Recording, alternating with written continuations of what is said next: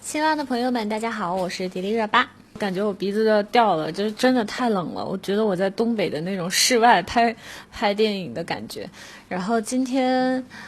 其实拍的特别开心，然后拍的也特别的快。看那个画面，我就非常期待成片，冻得话都说不利索了。非常期待成片。对，它是一个出不了声的女孩，因为她能听到那个门铃还有电话，所以她应该是能听到的，但只是说不了话。然后呢，有少女心，因为我们的剧本很短嘛，就一页纸的这样一页半的纸的这个量。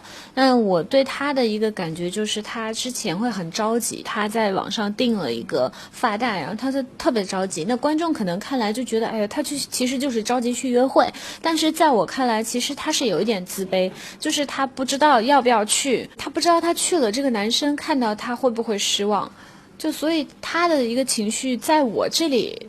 我感受到的是这样，那可能观众刚开始看的时候不了解她，所以会觉得说啊，她可能就是觉得很着急，就是一个脾气比较暴躁的一个女孩，可能是这样。但是希望大家看到最后，因为我们也很短嘛，就是看到最后的时候，大家会恍然大悟，哦，其实她是因为这个原因，所以她在中间着急那段时间也会给她朋友发信息说，那个我还是不去了吧，她会不会对我失望啊？就类似这样子，就是一个很可爱的一个小女孩，虽然就短短的3分钟到5分钟之内的一个片段。对，没有话，就是因为不能说话嘛，所以就没有讲话，然后全程就是眼睛啊，然后肢体的动作啊之类的。今天学到了，从那个我们的手语老师那里还学到了一些其他的，用我爱你呀、喜欢你呀就之类的，之前没有涉及过的一个领域。对，我特别佩服那些真的会好多种语言的人，但我只是会模仿吧，但我也没有很精通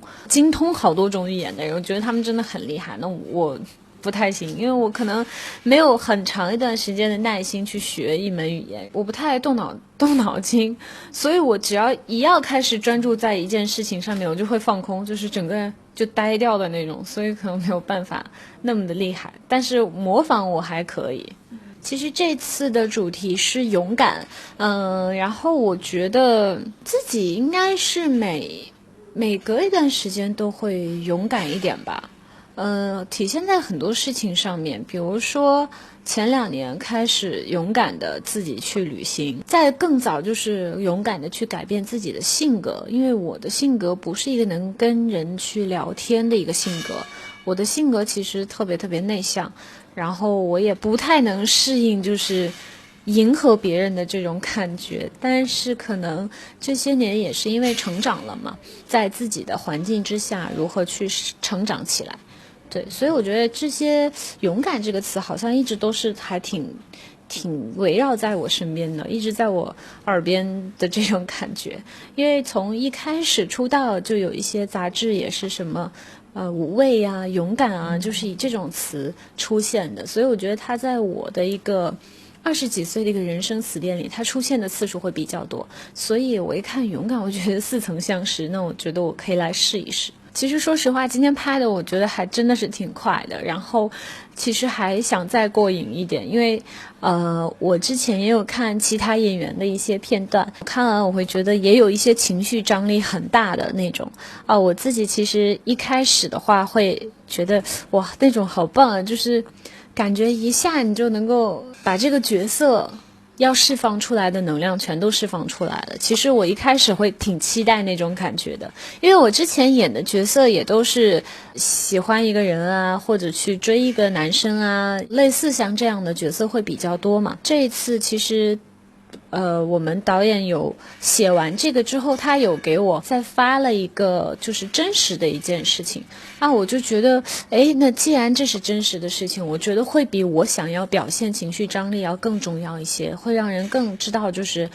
在社会上确实有这样的一些群体需要我们去关注到，多一份理解和包容。所以我就觉得这也是我要做的，我作为演员应该需要去给大家看到的。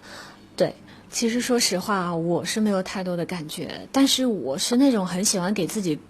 就是有一个规划，就是比如说我之前有说过啊，像我什么10岁到20岁就是学习，20到30就是工作，然后30到什么往后再什么什么的。其实我对未来倒没有太多，就只是现在就卡死在30岁之前要怎么样。其实现在回头一想，我感觉现在还是21、22，就是我没有太大的觉得马上30岁会陷入恐慌啊，或者怎么样，我倒是没有这样的感觉。但是我会想要留下一点东西，在我这个年纪，就未来翻看的时候，因为孩子们啊坐在那儿，或者说是我的子子孙孙坐在那里，我会翻看说，你看我28是这样，29是这样，然后30岁的时候是这样，就我想有一些可以回忆的东西留下来，所以